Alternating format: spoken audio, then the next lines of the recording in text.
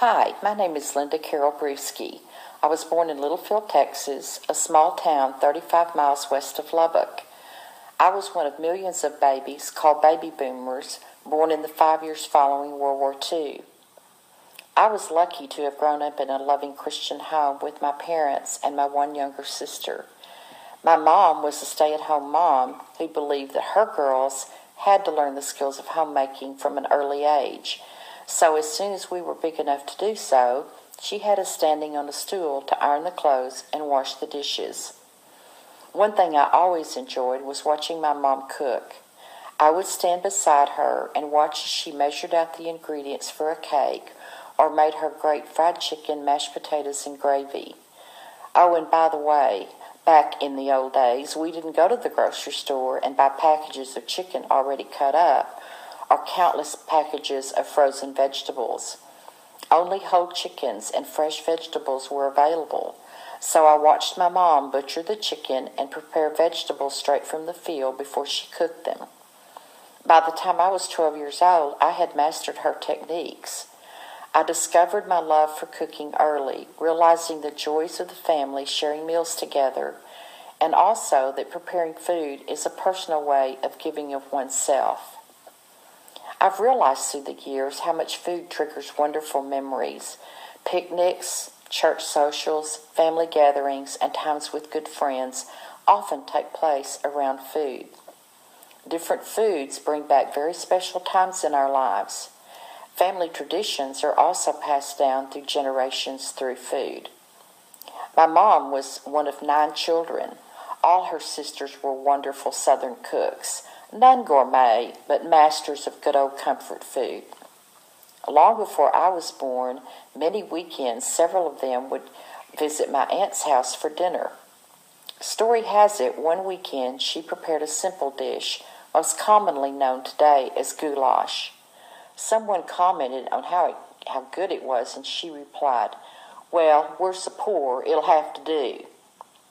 That night, the dish became known as porridge. Well, every member of my family, including aunts, uncles, and cousins for 3 generations, have grown up knowing about and loving porridge. Even today, all my granddaughters have grown up with porridge, and I feel sure they'll tell their children the story of this great family tradition, which, by the way, is always served with a pan of cornbread. When I was 20 years old, I married a West Texas boy. It was during the Vietnam War, and we were stationed in San Antonio. As a young Army wife, I had to find a job quickly and ended up going to work at a bank near the base. I continued to work in banks as we later moved to Fort Worth and then back to Lubbock.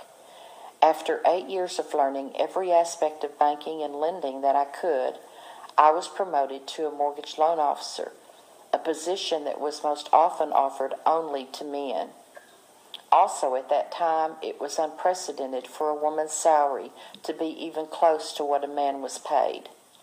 At that point, I was making more than my spouse, which royally ticked him off. I told him if he didn't like it, he'd better get moving because I was on my way up. In 1980, a large bank hired me as their underwriter, and in 1985, the bank created their mortgage company separate from the bank and moved me to Dallas to build an underwriting staff. At that time, I was one of 9 employees of the mortgage company.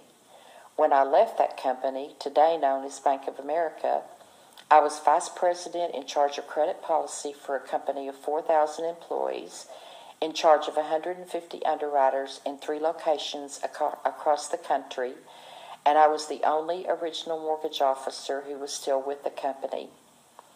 I left with a great sense of accomplishment, knowing I had climbed the corporate ladder at a time when women had to struggle to be acknowledged. As rewarding as my career was, my family has always been the spice of my life. I have a son and a daughter and 4 beautiful granddaughters. They all bring me such great joy. Living as a baby boomer, I've seen so much change throughout the years, some good, some not so much. I vividly remember when we got our first television when I was 5.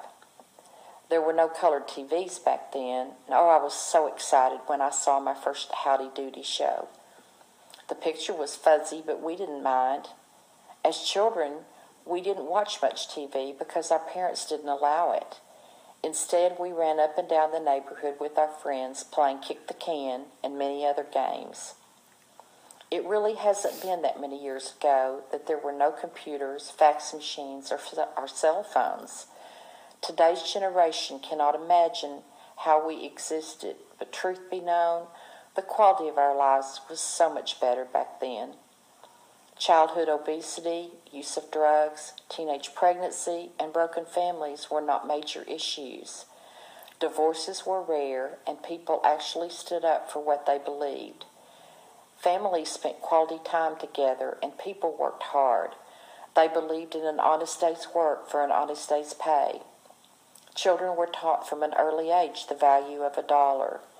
People saved hard for things they wanted because credit cards didn't exist.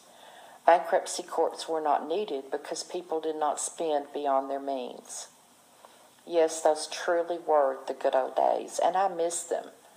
I pray that your generation realizes soon how the breakdown of the family has contributed to the deterioration of our country.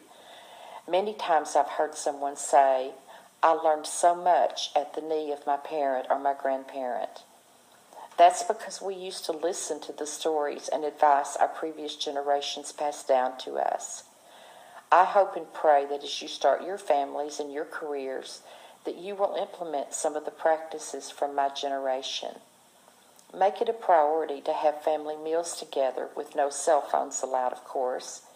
Realize that when you buy your first home, it will not resemble your parents' current home with the granite countertops and stainless steel appliances. It will look more like their starter home, more humble, most likely smaller, but still one you can cherish because you saved hard for it. Don't ever buy a car you can't pay for in full within 3 years because you'll be in a cycle very hard to escape. You get the picture. Generations teach those who follow. Look at our successes and our failures and learn all you can. Your life will be richer if you learn those life lessons.